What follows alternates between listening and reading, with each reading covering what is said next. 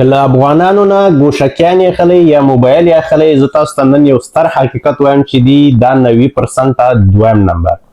شاید تاسو ډبی بند والی اشنا می دوسته می، اما زه تاسو ته یو خبره وکړم چې زه نن تاسو ته یو ستر حقیقت وایم. د ما سره دی ایرپورټس پرو دی او دا زه خپل هم خرڅوم، زه خپل هم دې کار کوم. دا دی 90% دویم نمبر. دا ګوره ډېر غټ تعداد دی. ښه شاید تاسو کلم چې د افغانانو یا خارجیانو عربانو هر ملک خلاصه چې هر ملک خارجیانی دوی ته چې ورځي، تاسو ته یو ثبوت د دې درکړي چې ته انټرنیټ کې سرچ کړه، اپل سټور کې سرچ کړه چې دا اوریجنل دی، او ستا ته مطمئنه کېږي چې هلته د زه سرچ کړم دا اوریجنل دی. داسې ته کلم سرچ کې نو تا ته راوځي اوریجنل. که ته د ګوشکیان یې، که ایپاډ یې، که په ټلیفون یې، دې کې سامسنګ هم دي، نور برانډونه هم دي.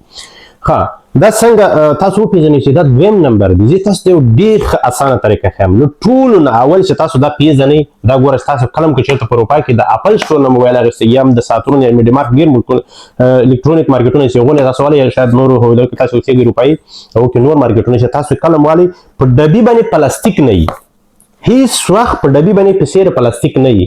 کلم چې په ډبي باندې پلاستیک نه وي دا دی اوریجنل. او شاید ته خو وایې چې ما دغه افغاني نه فلاني نه واخیسته په ډبي باندې پلاستیک نه و.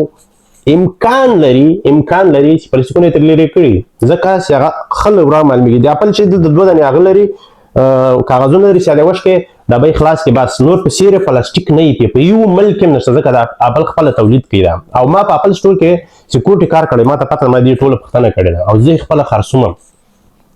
زه تاسو یو خبره وکړم، که تاسو د افغانانو، عربانو، خارجیانو او ترکانو د هر ملک والا نشته اخلئ، دا 90% دویم نمبر دی. بعضې موبایل یې کولاوي، شاته یې یو بارکوډ یې پې، دا رقم یو بارکوډ یې پې، سټیکر یې پې، هغه هم دویم نمبر دی. زه تاسو ته په دې ویډیو کې نه په بل ویډیو کې نور علتونه ښیم چې دا څنګه دویم نمبر راځي. هیله زموږ چینل سره فالو کړئ او د بل ویډیو په تمه اوسئ. انشاءالله زه ټول ډیټیل تاسو ته وایم چې دا څنګه دویم نمبر راځي. تر بلې ویډیو په لاس سپارم.